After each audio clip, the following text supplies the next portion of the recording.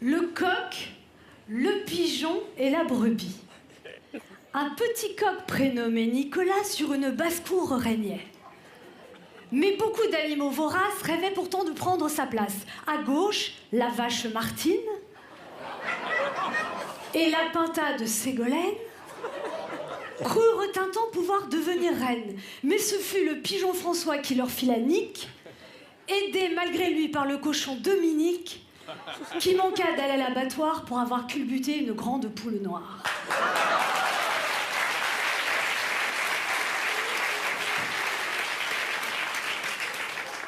Dans le grenier du poulailler, le vieux coq Jacot vivait. Mais on voulait lui faire un procès pour des histoires de sacs de blé qui remontaient à un temps où les poules avaient des dents.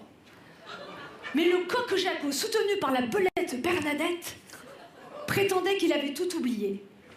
Pourtant, quand passait une jolie poulette, le coq Jacot retrouvait toute sa tête.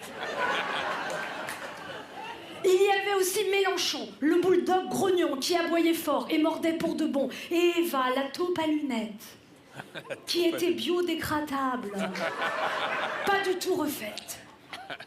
Le pigeon François, qui était maladroit, collectionna les bourdes tout en prenant du poids.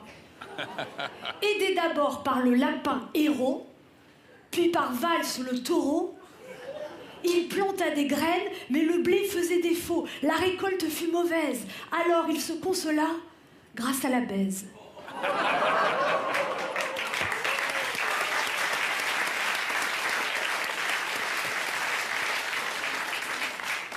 Le pigeon voyageur roucoulait la nuit avec une tourterelle prénommée Julie.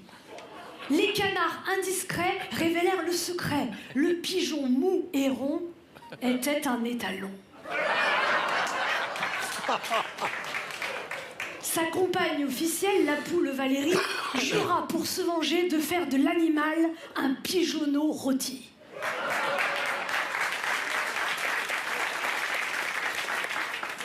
Dans la cour de la ferme, les animaux pleuraient. Nous sommes tous plumés, on s'est fait pigeonner. Avec le coq Nicolas, nous étions dans le pétrin. Avec le pigeon François, nous sommes dans le purin.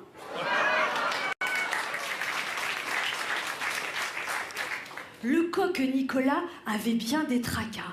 Des juges rapaces avaient pris le coq en chasse. Dans la basse-cour, les animaux disaient « Ah, le coq est carbonisé, c'est un poulet grillé ».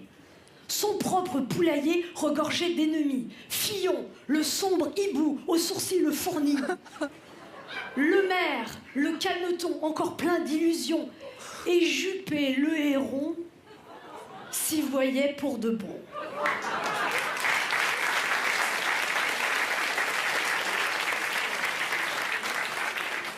Le coq Nicolas hérissa alors sa crête. « Je veux de ce poulailler reprendre la tête. Je suis l'animal parfait pour nettoyer tout ce merdier, car comme tous les gallinacés, je sais chanter les deux pieds dans le fumier. » Celle qui se réjouissait tout bas des déboires du pigeon François et du tracas des coqs Nicolas était la fille d'un loup borgne qui avait échoué à devenir roi.